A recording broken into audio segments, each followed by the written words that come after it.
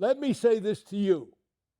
Your relatively short man's midlife, 20 to 25 year experience is the most important time period you will ever live in the entire 90 to 100 years of your long life expectancy.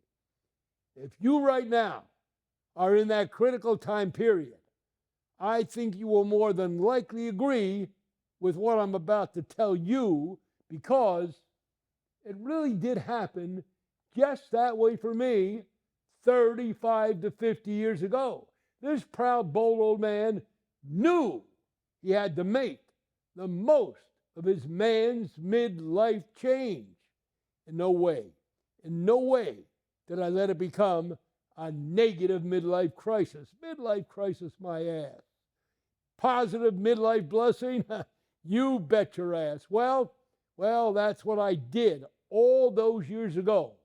And that is what I am still doing at almost 100 years of age.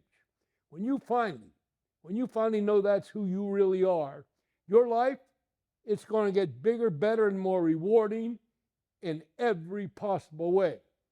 Well, know this and know it for sure. During your man's midlife, I will do everything in my power, honestly possible, to make that happen for you. God bless, and all the best to you and I, till we meet again.